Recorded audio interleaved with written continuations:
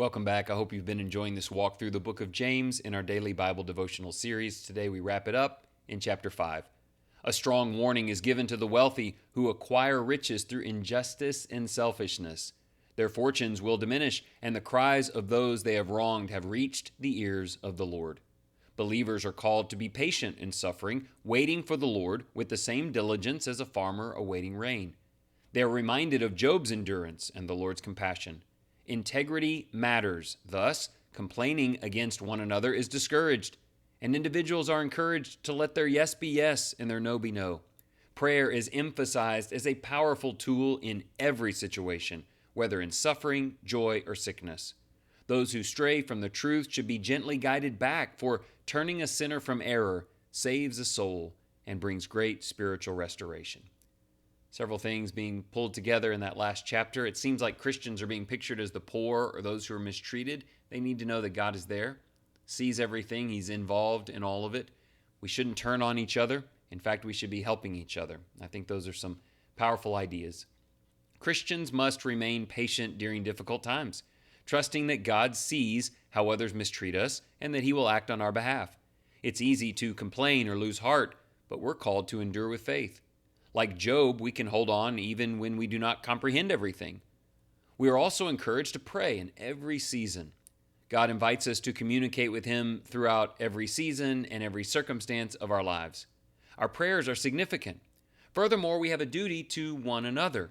When someone begins to drift from the truth, we're called to respond with love and care. God uses our words and actions to help others return and to bring healing and hope. I know I mention this a lot, but others needs to be really high on your vocabulary in terms of how you think about your faith. We're praying that God helps us when we're under oppression or mistreated. The best thing you can do to take your mind off of that is just look to a brother or sister in Christ and help pick them up. Just give that energy. You'll receive it back, and it sure puts life in perspective. 3 questions, please. Number 1, life is often unfair, and sometimes the powerful oppress the weak.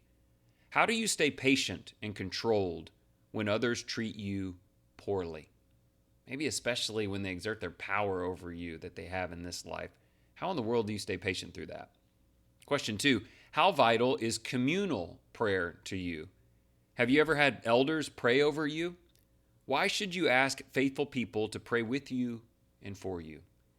We talk a lot about following first century patterns and examples, and part of it is praying together, having shepherds pray over you. Maybe we need to get back to that communal aspect of prayer. Question 3, what is your responsibility if a fellow believer is caught in sin? How do you determine the best way to approach and help them repent and turn to God? That is not an easy one. Galatians 6 helps with this as well. But what is your responsibility? A lot of people do nothing. Some of us don't do it well. What's the right way? It certainly will go better if you have a relationship of love with them. So don't be afraid to develop that. We're going to need God's help for all of this. Let's finish in prayer. Loving Father, you see every burden we carry and every moment we wait. Grant us patience when life feels long and heavy. Help us to trust that you are working even when we cannot see it. Teach us to pray with honesty and faith, knowing that you hear us and care for every need. Show us how to care for those who are hurting and reach out to those who are wandering.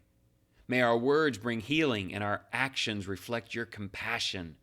Let our lives be full of faith, endurance, and love as we walk closely with you each day.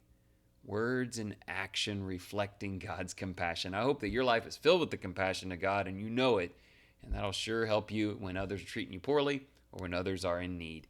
May God use you valiantly today, and thanks again for following along.